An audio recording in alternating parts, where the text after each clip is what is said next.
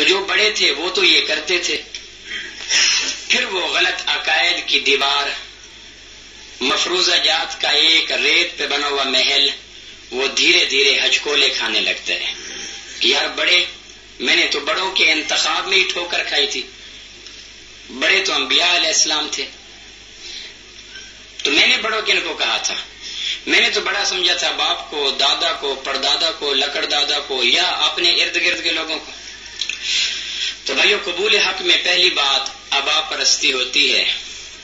بڑے بڑے لوگ آبا پرستی کے سحر میں مبتلا ہو کر حق سے جاگتے ہوئے آنکھیں بند کر لیتے ہیں، اور دھوکہ حق کو نہیں ہوتا، دھوکہ اپنی ذات کو ہوتا ہے۔ دوسری بات قرآن مجید یہ کہتا ہے کہ بجا ہے کہ چلو یہ بڑے جن کو تم بڑے کہتے ہو کہ ہم نے یہ بات اپنے بڑوں کو کرتے ہوئے نہیں دیکھا، سنتے ہوئے یا ان سے نہیں سنی، جو بڑے ہمارے کہتے تھے ان کو سنتے سنتے اندر ایک اور نظریات کی دیوار کھڑی ہوئی تھی، آپ کی بات کو تسلیم کرتے ہیں تو بڑوں کی عطا کردہ بنائی ہوئی دیوار کو زمین بوس کرنا پڑتا ہے، گرانا پڑتا ہے، تو یہ ہم کیسے کریں؟ تو اس پہ اسلام ایک بات کہتا ہے کہ کیا سنگ و خشت کے بنائے ہوئے مکانات، باپ دادا کے اینٹ اور گارے کے کھڑے ہوئے مکانات، جب وہ کمزور پڑ جاتے ہیں ان کو گرا کر تم نئے مکان نہیں بناتے؟ تو جب باپ دادا کے اینٹ اور پتھر کے بنائے ہوئے مکان جو زمانے کی تیز ہواؤں کا مقابلہ نہ کر سکیں، شکستہ ہو گئے ہوں، بنیادیں کمزور پڑ گئی ہوں، جب تم ان کو گرا کر اس کی جگہ نئے مکانات، نئے بنیادیں بنا لیتے ہو، جب باپ دادا کے بنے ہوئے مکان کو گراتے ہوئے تمہیں تکلیف نہیں ہوتی، تو قرآن و حدیث کے سامنے آ جانے کے بعد باپ دادا کے بنائے ہوئے نظریات کو گراتے ہوئے تکلیف کیوں ہوتی ہے؟ مکان اس لیے گراتے ہو کہ ایسا نہ ہو کہ میں اس کے نیچے دب کر جان چلی جائے، تو جان کے خوف سے باپ دادا کے مکانات کو مسمار کر دیتے ہو، ایمان کے خوف سے باپ دادا کے عطا کردہ غلط نظریات کو گراتے نہیں ہو۔ تو پہلا اینٹ، پہلا روڑا جو قبول حق میں رکاوٹ بنتا ہے وہ ہے آبا پرستی۔ اسلام اس کو یہ کہہ کر گرا دیتا ہے، اما وجدنا علیہ آبانا، ہم نے اپنے بڑوں کو یہ کہتے ہوئے، یہ کرتے ہوئے نہیں دیکھا، آپ کی بات حق ہے لیکن ہم کیسے مانیں؟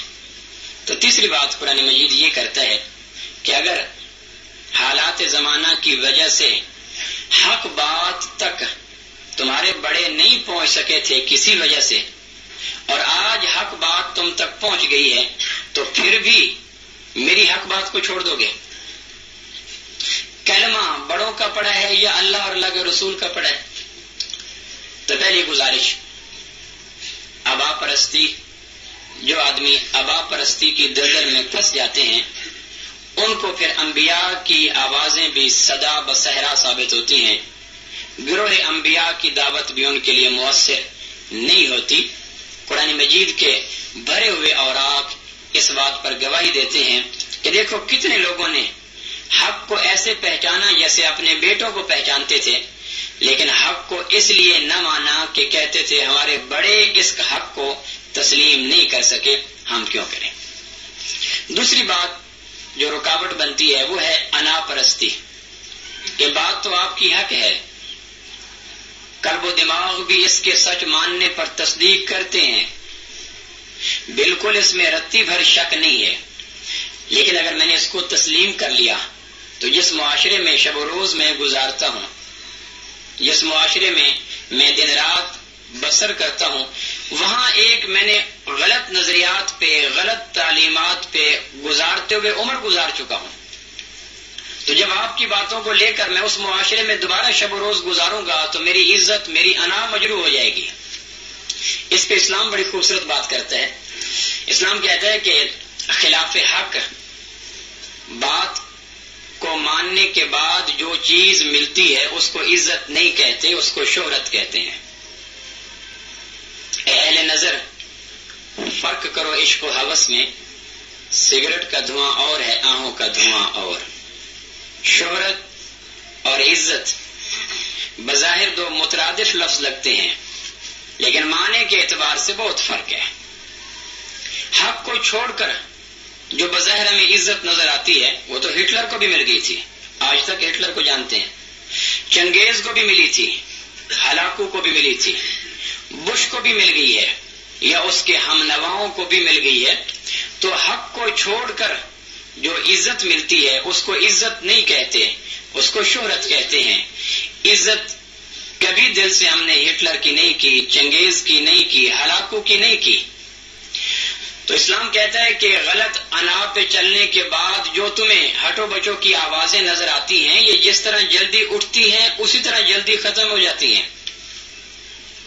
اور دوسری بات اسلام یہ کہتا ہے کہ تم اس لیے حق بات کو قبول نہیں کرتے کہ جس معاشرے میں رہتے ہو وہ معاشرہ تمہیں طرح طرح کی آوازیں کسے گا، اور لوگ اور باپ دادا طرح طرح کی بات کریں گے، تو باپ دادا کی رسوائی کا تمہیں خوف ہے، قیامت کے دن اللہ کے سامنے کھڑے ہونے کا خوف نہیں ہے.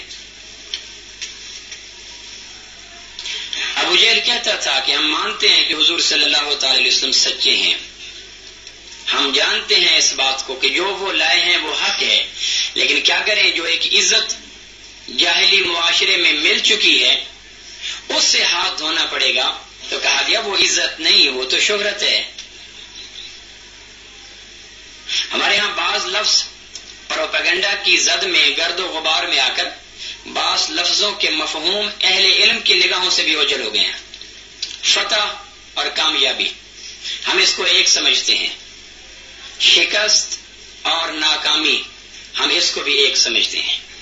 جس کو فتح ہو گئی وہ کامیاب ہو گیا اور جس کو شکست ہو گئی وہ ناکام ہو گیا. حالانکہ فتح اور چیز ہے، کامیابی اور چیز ہے، شکست اور چیز ہے، ناکامی اور چیز ہے. حالیہ سانحے کے اندر فتح بش کو ملی ہے، کامیابی ملا عمر کو ملی ہے. کامیابی ایک اور چیز ہوتی ہے اور فتح ایک اور چیز ہوتی ہے. فتح اور کامیابی کو گڑبڑ کر کے اہل ایمان بھی اس پروپیگنڈا کے اندر آ کر پریشان ہو جاتے ہیں کہ بش کو فتح ہوگی تو گویا حق بھی اس کے ساتھ ہوگا. حالانکہ حنین کے مارکے میں شروع میں 11,991 صحابہ کے مقدر میں شکست کا داغ آیا ہے.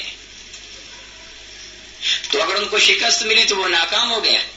بنو حوازن بنو ثقیف کو تھوڑے عرصے کے لیے فتح ملی ہے، تو کیا مشرکین مکہ کو فتح ملی تو وہ کامیاب ہو گئے؟ قیادت اس وقت مشرکین مکہ کی درید بن سمتا 120 سالہ بوڑھا، بصارت بھی نہیں بصیرت بھی نہیں، ماتھے کی آنکھوں سے بھی محروم اور دل کی نگاہیں بھی بند. اہل ایمان کی قیادت امام الانبیاء صلی اللہ تعالی علیہ وسلم، ماتھے کی آنکھیں بھی لارے بے مثل بے مثال اور اندر کی بصارت بھی کمال درجے کی. لیکن شروع میں پانسا ایسا پلٹا کہ قرآن مجید نے جو ایک فوٹو قرآن کے دامن میں لگایا ہے اس میں پہلے حصے میں یوم حنین اذ اعجبتکم کثرتکم فلم تغن عنکم شیئا، اس میں صحابہ کو دائیں بائیں کی وادیوں میں منتشر اور بکھرتے ہوئے اور پناہ لیتے ہوئے دکھایا گیا ہے. اور شروع کے سین میں بنو حوازن اور بنو ثقیف کے پھریرے اور علم لہراتے ہوئے نظر آئے ہیں. تو شروع میں فتح بنو حوازن بنو ثقیف کو ملی، لیکن ان کو فتح ملی ہے، کامیابی نہیں ملی. اور شروع میں شکست صحابہ کو ملی لیکن ان کو شکست ملی ہے، ناکامی نہیں ملی. ہم کبھی کبھی اس بات کو بھول جاتے ہیں اور سمجھتے ہیں جس کو فتح مل گئی اس کو کامیابی بھی مل گئی. فتح جنگ پلاسی میں انگریزوں کو ملی اور اس کے نمک خار میر جعفر کو ملی، شکست ٹیپو کو ملی، لیکن کامیابی ٹیپو کو ملی، ناکامی میر جعفر کو ملی. فتح میر صادق کو ملی اور شکست سراج الدولہ کو ملی، لیکن کامیابی سراج الدولہ کو ملی اور ناکامی میر صادق کو ملی. تو ناکامی اور چیز ہے، شکست اور چیز ہے، فتح اور چیز ہے اور کامیابی اور چیز ہے.